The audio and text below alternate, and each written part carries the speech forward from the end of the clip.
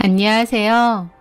저는 오랫동안 솔로로 지내다가 짧은 결혼 생활을 하고 다시 솔로가 된 40대 중반 여자입니다. 오랫동안 혼자라는 외로움이 늘 있었고 가족에 대한 그리움이 있었던 저는 제 가족을 꾸리고자 결혼을 선택했어요. 내 가족이 생기면 외로움은 덜할 거라고 생각했거든요. 하지만 막상 결혼을 하고 나니 더더욱 뼈저리게 내가 혼자라는 사실을 깨달았습니다. 그리고 끝을 냈고 그 선택에는 후회가 없어요. 저는 44살쯤에 결혼을 했는데요. 초혼 나이치고는 꽤 늦은 편이죠. 결혼이 너무 하고 싶은데 못했던 것도 아니고 확고한 비혼주의라서 일부러 안 했던 것도 아닙니다. 마음 잘 맞는 사람 있으면 결혼을 할 수도 있겠지만 나이나 상황에 떠밀려 억지로 꼭 할 필요는 없다 정도가 제 마음이었어요. 사람들은 저보고 일명 골드미스라고도 불렀고 저 정도의 재력이면 굳이 결혼하지 말고 혼자 살라는 얘기도 많이 하더군요. 어느 정도의 재력이 있길래 그런 얘기를 듣냐고요? 저는 할아버지가 공장 임대업을 하셨는데요. 돌아가시면서 모든 재산을 저한테 다 물려주고 가셨습니다. 공장 부지 및 공장 건물 임대 수입이 매달 들어왔는데 들으면 다들 놀라는 수준이었습니다.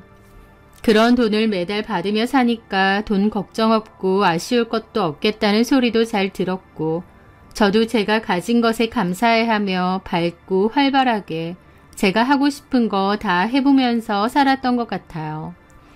하지만 세상에 상처 없고 결핍 없는 사람은 없다고 금전적으로 풍족하고 화려한 싱글 라이프를 즐기는 것 같은 저도 마음속에는 채워지지 않는 외로움과 서글픔 같은 건 늘 존재했죠. 저는 부모님이 안 계세요. 부모님이 제가 아주 어렸을 때 교통사고로 한 번에 다 돌아가셨습니다.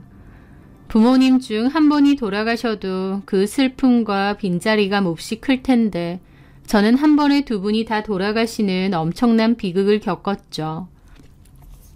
그나마 제가 아주 어렸을 때라 부모님에 대한 기억이 많지 않다는 게 다행이라면 다행이고 서글픈 일이라면 또 서글픈 일인 것 같아요. 부모님에 대한 기억이 없으니 그만큼 슬퍼하거나 그리워할 것도 적겠지만 또 한편으론 그래도 그리워하고 추억할 만한 부모님과의 추억조차 없다는 거니까요. 갑자기 부모님을 잃고 저는 조부모님 밑에서 자랐습니다. 제가 많이 어렸을 때는 할아버지 할머니가 저희 부모님인 줄 알고 그렇게 불렀다고 하더라고요. 할아버지를 아빠로, 할머니를 엄마로요. 좀 더 크고 나서 부모님이 사고로 한꺼번에 다 돌아가셨다는 얘기를 조부모님께서 저에게 해주셨습니다. 큰 충격이기도 하지만 부모님에 대한 기억이 없으니 크게 슬프지도 않더군요. 그냥 나는 부모님이 없구나 실감이 될 뿐이었죠. 할머니 할아버지가 부족함 없이 해주셨지만 저에게는 늘 불쌍하다, 부모가 다 한날 한시에 같이 죽었다더라, 부모 복이 없다라는 꼬리표가 달려 있었습니다. 그런 소리를 들으면 위축이 될까봐 더더욱 밝고 쾌활하게 살려고 했던 것 같아요. 그러다가 제가 20대에 엄마 같던 할머니가 먼저 돌아가셨고 12년 뒤에 아빠 같던 할아버지마저 돌아가셨습니다. 할아버지가 유일한 손주인 저에게 모든 재산을 다 넘겨주고 가셨기에 돈은 풍족했습니다. 하지만 할아버지까지 돌아가시고 나니 나는 이제 가족이 없구나, 나는 이제 혼자구나 라는 지독한 외로움도 느꼈던 것 같아요. 할아버지는 행여나 혼자가 된 손녀가 사기꾼들한테 끼어서 재산까지 다 날리고 힘들어질까봐 걱정이 많으셨고 그만큼 살아생전 당부도 많이 하셨습니다. 저도 할아버지 할머니에게 걱정 끼쳐드리지 않게 야무지게 정신 똑바로 차리고 살겠다고 맹세했죠. 제가 재산이 많다 보니 할아버지 말처럼 소위 똥파리도 엄청 꼬였습니다. 하지만 저는 할아버지가 알려주신 대로 행동했고 사람한테 속지 않도록 늘 경계를 하고 살았어요. 그래서인지 연애도 많이 안 하고 살았습니다. 나한테 다른 마음을 먹고 접근하는 거면 어쩌지 라는 경계가 늘 있었던 거죠. 그래도 혼자서는 여행도 다니고 이것저것 배우러도 많이 다니면서 시간을 보냈을지언정 연애는 별로 안 해봤고 했다 해도 짧게 끝냈던 것 같습니다. 좋은 집, 부유한 재산, 자유로운 시간 등 저에게 주어진 게 참 많았는데요. 그런데 사람은 본인한테 없는 것을 굳이 찾아내 갈망하는 것 같습니다. 그 전까지는 하고 싶은 것도 많고 배우고 싶은 것도 많아서 바쁘게 살다 보니 괜찮았지만 40살이 딱 넘어가니 외로움이 부쩍 커지더라고요. 가정 이뤄서 남편이랑 아이랑 시간 보내는 친구들을 보면 부럽기도 하고 나도 뭐든지 함께 공유할 수 있는 가족이 있었으면 좋겠다는 생각이 많이 들었습니다. 저는 어떻게 보면 부모님이 기억도 안 날 만큼 일찍 돌아가셨고 할아버지 할머니도 일찍 돌아가시고 가족에 대한 아쉬움이 늘 있는 사람이잖아요. 나도 내 가족이 갖고 싶다라는 열망은 갈수록 점차 커지더라고요. 사랑하는 사람을 만나고 싶고 내 가족도 꾸리고 싶고요. 그렇게 한창 그런 열망이 들 때 그 남자를 만났습니다.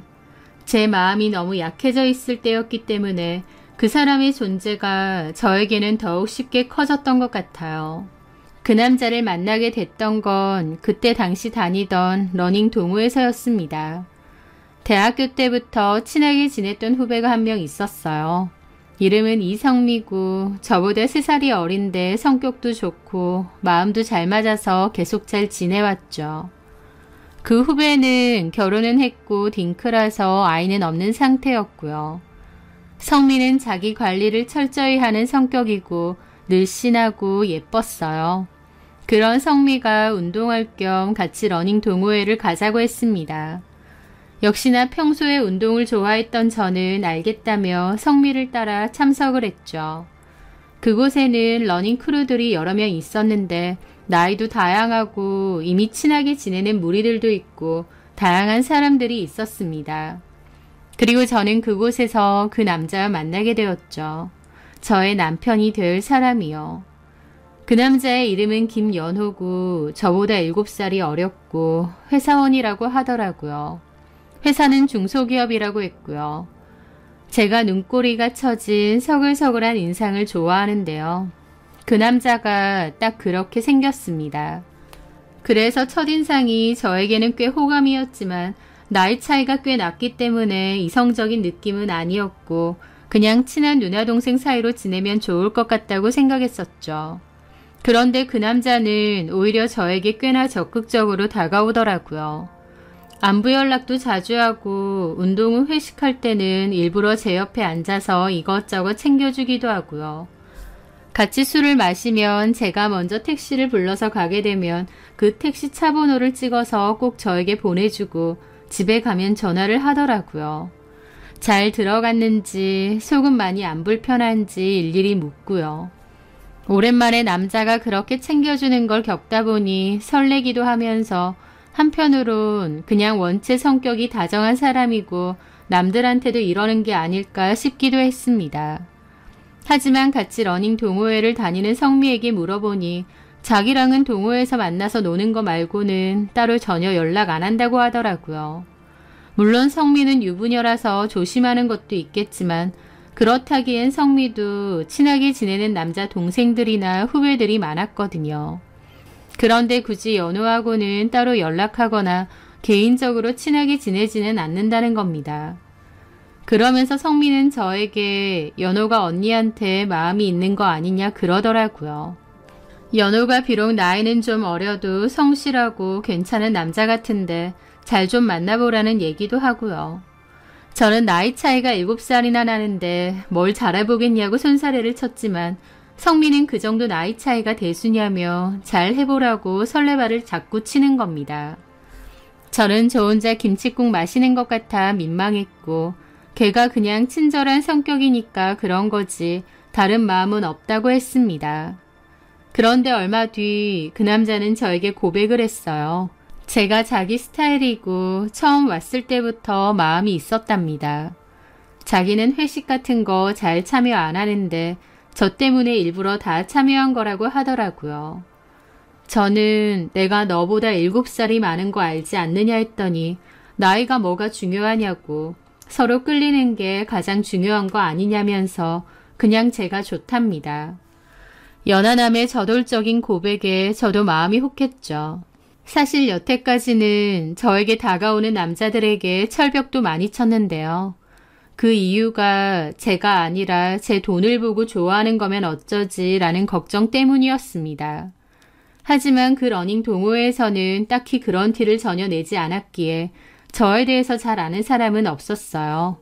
다들 두루두루 친하게는 지내고 간단하게 서로의 직업이나 나이 정도는 물어볼지언정 깊게 아는 건 아니었으니까요. 저는 그 남자가 제 돈이 아니라 그냥 저 자체를 좋아한다고 믿었습니다.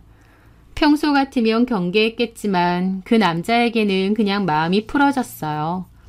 하지만 나이 차이도 좀 있고 제가 괜히 그 남자의 시간을 낭비하는 건 아닌가 싶었습니다.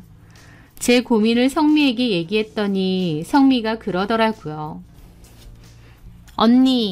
언니도 연우 씨가 좋은 거잖아. 그렇긴 한데. 근데 뭘 망설여. 막말로 연우 씨가 언니한테 결혼을 하자고 했어, 뭘 하자고 했어. 왜 언니 혼자 지레 겁먹고 발 빼려고 해. 너무 무겁게 생각하지 말고 가볍게 만나봐. 근데 연우도 나이가 있으니까 누군가를 만나도 결혼을 전제로 만나야 될 텐데. 무슨 그런 생각까지 해. 그리고 언니랑 잘 만나다가 결혼도 하면 되지. 언니 이럴 때 보면 완전 못쏠 같다니까. 복잡한 생각 말고 서로 꿀리면 한번 만나봐. 결혼 안 한 미혼 남녀끼리 서로 만난다는데 문제 있어? 나도 연호 씨에 대해서 잘 모르는 사람이긴 하지만 내 보기엔 꽤 괜찮은 남자 같아. 언니한테도 진심인 것 같고. 잘 좀 해봐, 응? 언니도 좋은 남자 만나서 결혼해야지. 그렇게 후배의 적극적인 푸시를 받으며 그 남자와 만남을 갖게 되었습니다. 사귀는 동안 남친은 저를 굉장히 많이 배려해주고 사랑해 주었어요. 게다가 저랑 취향이며 성격도 너무 잘 맞았죠. 이런 게 천생연분인가 싶을 정도로 하나부터 열까지 잘 맞았고 그렇다 보니 저는 운명이라는 생각까지 들게 되었습니다. 물론 지금 생각해보면 나이만 많지 연애 경험이 별로 없는 순진하고 어리숙한 저를 그 여우 같은 인간이 작정하고 맞춰주면서 꼬신 거지만요. 어쨌든 그렇게 저희는 잘 만나왔고 결혼 이야기도 나왔습니다. 나이 차이 때문에 걱정이 많았지만 오히려 남친은 그런 건 중요치 않다. 우리 부모님한테도 얘기했는데 개의치 않아 하셨다고 먼저 말을 해주었습니다. 사람 됨됨이가 중요한 거지 나이니 배경이니 이런 건 중요한 게 아니라고 하셨다면서요. 남친은 부모님 그리고 남동생 하나랑 같이 살고 있는데 가족들이 다 저를 환영해 줄 거라고 걱정 말라고 하더라고요. 저도 만나보니 남친이 너무 좋아서 헤어지고 싶지 않았고 결혼도 하고 싶었습니다. 이 남자라면 내 마음속에 오래된 그 외로움을 없애줄 수 있는 사람이라고 믿었거든요. 그래서 저도 남친이 결혼을 하자고 할 때 좋다고 했고 부모님 소개도 받게 되었습니다. 남친네 부모님은 굉장히 수더분한 인상이셨어요. 아버지는 퇴직 후 따로 일을 안 하신다고 했고 어머니는 건물 청소일을 나가신다고 했습니다. 어머님이 실질적인 가장이신 거죠. 걱정 많이 했는데 남친네 가족들 모두 저에게 잘 대해줬고 특히 제가 아주 어렸을 때 부모님을 여의었다고 말씀을 드리니 안타까워 해주시고 가슴 아파해 주시더라고요. 그러면서 우리 연우랑 결혼하면 우리가 가족이고 부모라고 생각하라면서 우리도 너를 딸처럼 생각하겠다고 하셨어요.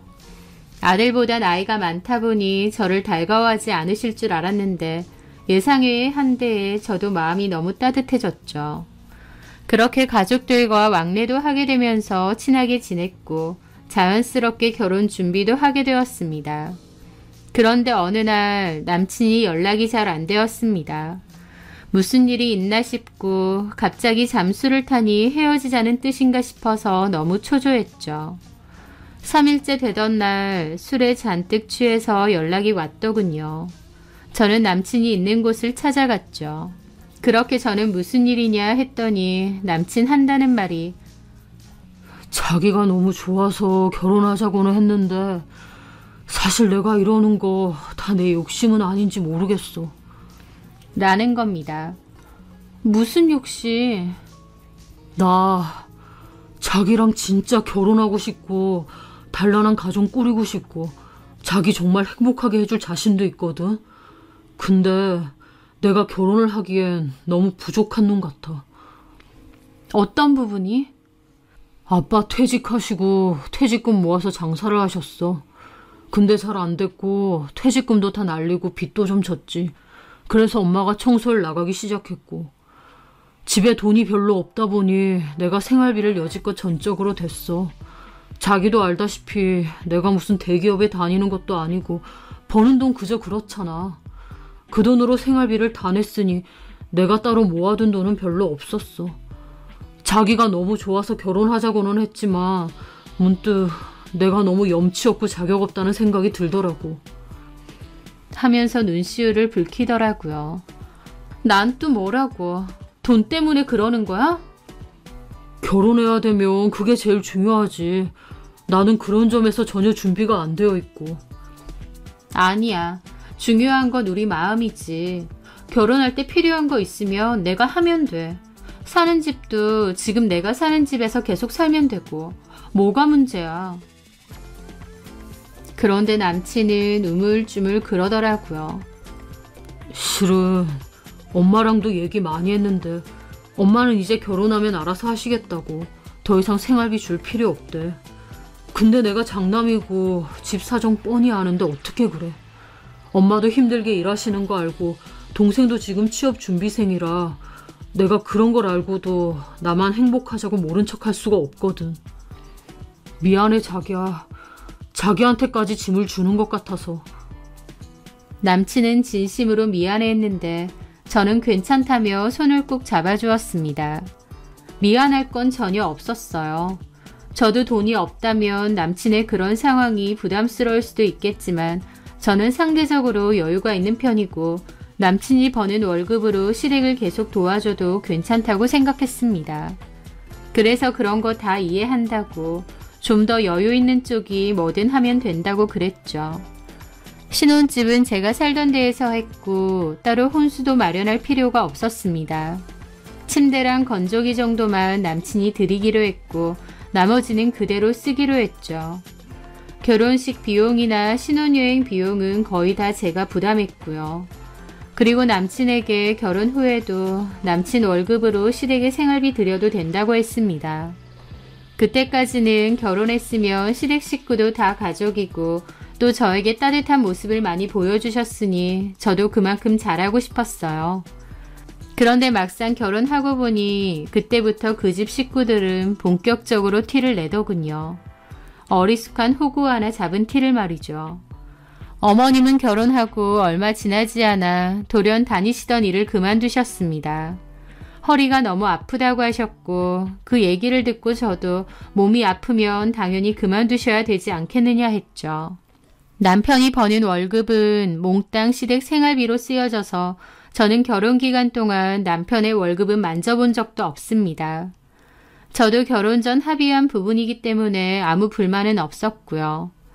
그런데 허리가 아파서 일을 그만두신다던 어머님은 그때부터 못다한 여가 생활을 즐기고 운동도 다니기 시작했습니다. 친구분들도 만나러 다니고 백화점도 다니고 파크 골프도 시작했다고 하시더라고요. 저는 어머님에게 너무 집에만 있는 것보단 그렇게 운동도 하고 다니시는 게 허리에 더 좋을 거라면서 골프웨어 옷도 여러 벌 사드렸죠. 그런데 시댁에서는 본격적으로 저를 털어먹을 준비를 하더군요. 시동생은 취업 준비생이었는데 시동생이 들어가려는 회사는 희한하게도 차가 한 대 있어야 한다더군요. 영업 관련한 일이어서 그런지 모르겠는데 자차가 필수랍니다. 저희 남편한테 자차 없으면 그 회사 못 다닌다고 징징거렸고 어머님까지 남편한테 얘기를 하셨어요.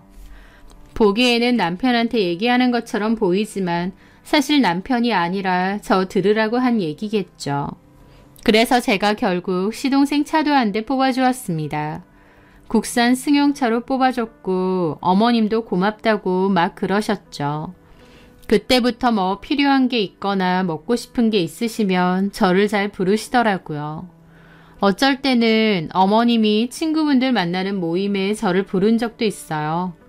말은 며느리 자랑하고 싶어서 불렀다는데 은근 식사한 거 제가 결제를 해주기를 바라는 눈치시더라고요. 어머님 체면도 있으시니 제가 결제를 한다고 했죠. 그랬더니 어머님 친구 한 분이 아휴 역시 돈 많은 며느리 얻는다고 자랑하더니 뭐가 달라도 다르네. 부럽다 야. 그러시는 겁니다. 어머님은 당황한 얼굴로 내가 언제 그런 자랑을 해. 얘는 사람을 착각했나 보네. 별소리를 다 한다니까. 누가 쟤한테 술 줬니? 그러시더라고요. 하지만 그 말에 저는 기분이 좀 묘했습니다. 돈 많은 며느리 얻는다고 자랑을 하셨다니요. 일부러 속이려던 건 아니지만 남편과 연애할 때 굳이 저의 금전적인 상황에 대해서 자세히 얘기한 적은 없습니다. 어머님도 그저 제 자체가 좋아서 환영한다고 하셨지 저희 집 재산 수준 같은 건 모르시는 눈치였고요. 그런데 어머님 친구분의 말이 묘하게 귀 언저리에서 맴돌더라고요. 그 후에도 문제는 계속 있었습니다. 남편이 자기 월급은 몽땅 시댁에 드리기 때문에 남편 필요한 거 사거나 사회생활할 때 쓰라고 제 카드를 남편에게 하나 줬었습니다.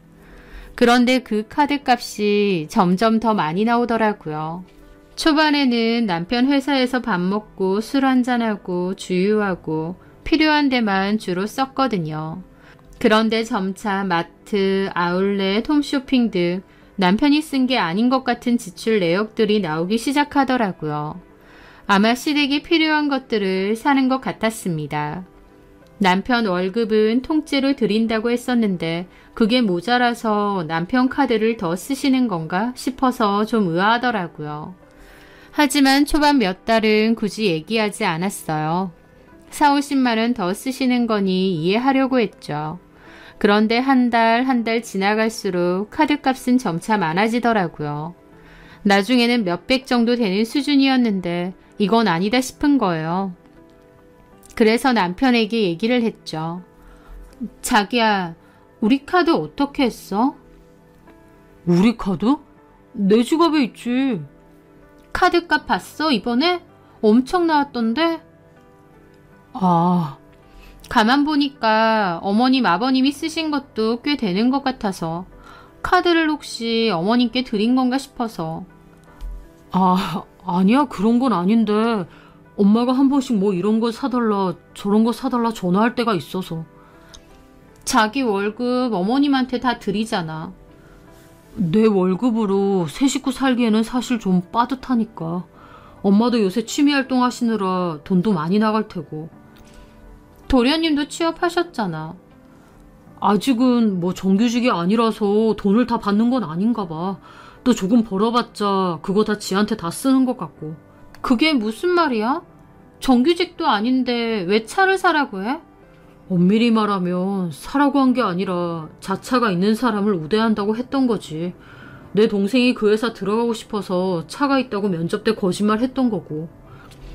무슨 그런 회사가 다 있어? 내가 어떻게 알아. 그런 회사도 있나 보지. 자기는 사회생활을 별로 안 해봤으니까 세상에 다양한 회사가 있다는 건 모르잖아. 라면서 살짝 짜증을 내더라고요. 어쨌든 이건 좀 아닌 것 같아. 당신 월급 통째로 어머님에게 다 드리는데 그것도 모자라서 우리 카드에서 이만큼이나 더 쓰시고. 그런데 제 말에 남편은 표정이 어둡더라고요.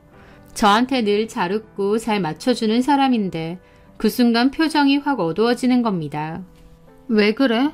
아니 근데 우리 엄마가 뭐 다른 데 쓴 것도 아니고 가족들 먹이고 입히고 하는데 좀 쓴 거잖아. 그리고 솔직히 자기 돈 많잖아. 일명 조물주의 건물주 아니야 자기가. 그것도 그 큰 공장 임대료를 매달 따박따박. 따로 직장생활 안 해도 그만한 돈 매달 들어오는데 가족끼리 좀 같이 쓸 수도 있는 거지. 너무 야박하게 구는 것 같아서 좀 서운하네. 그러는 겁니다. 그러니까 남편 말인즉슨 너는 임대료 받으면서 쉽게 얻는 돈인데 가족끼리 나눠서 좀 쓰면 안 되냐 이거였습니다. 그 말을 듣는데 이상하게 등골이 쭈뼛하더라고요. 그 말을 하는 남편의 표정과 말투가 너무 건들거려서 그랬는지 평소와는 너무 달라 보여서 그랬는지 모르겠는데 제가 카드값으로 한마디 했다고 오히려 서운해하는 겁니다. 황당한 기분으로 얘기했죠. 자기야, 그건 아니지. 자기 월급 통째로 시댁에 드린다고 한 거 그것도 와이프 입장에선 사실 쉬운 결정 아니잖아. 그럼에도 자기 위해서 또 어머님 아버님 위해서 그렇게 하자고 한 건데 그러면 어머님이 자기 월급 안에서 어떻게든 살림을 꾸려 나가셔야 되는 게 맞다고 봐. 그리고 이 카드는 내가 자기 돈 없으니까 회사 생활하면서 필요할 때 쓰라고 따로 준 내 카드잖아. 근데 그것까지 어머님 아버님이 쓰시는 걸로 하면 안 되지. 제 말에 남편 표정이 엄청 굳어지더라고요. 그게 아까워? 뭐? 우리 엄마 아빠한테 쓰는 게 아깝냐고. 아깝고 말고가 아니라 우리 엄마 아빠 써봤자 어차피 자기는 매달 임대료 받을 거고 자기 버는 거에 비하면 큰 돈도 아니잖아. 언제는 우리 엄마 아빠를 가족으로 생각하겠다더니 그냥 말뿐이었던 거야? 라는데 어이가 없어서 말문이 막히더라고요. 이 상황은 누가 봐도 제가 어이가 없어야 하고 제가 화가 나야 되는 상황 아닌가요? 그런데 너는 잘 버니까 그 정도는 내도 되지 않느냐는 말로 오히려 남편 본인이 더 서운해하더라고요. 저는 어쨌든 이건 아닌 것 같다고 다시 한번 얘기했고 남편은 알겠다고 엄마가 뭐 사달라고 해도 자기가 거절하겠다고 그러면 되겠느냐 되묻더라고요. 좀 협박하는 식으로 말하니 황당했지만 일단 그러라고 했습니다. 그에게는 그렇게 일단락이 되었는데 다음날 남편은 아예 카드를 식탁 위에 올려놓고 출근을 했더라고요. 게다가 그 뒤로 남편은 저에게 찬바람이 쌩쌩 불었습니다. 제가 말을 걸어도 단답으로 말하고 자리를 피하기도 하고 내내 혼자 누워서 유튜브나 보고 있더라고요. 게다가 9시도 안 됐는데 그냥 방에 들어누워서 자버리고요. 의도적으로 저와 얘기를 하지 않으려는 게 보였죠. 유치하게도요. 저한테 늘 다정했던 사람이었는데 딱 그 일을 계기로 달라지는 모습이 보이니까 기막히기도 하면서 오히려 제가 안절부절 못하게 되었습니다. 내가 너무 심하게 군 건가? 라는 생각도 들더라고요. 그래서 고민 끝에 결국 남편에게 다시 카드를 돌려주었습니다. 자기야, 이거 카드.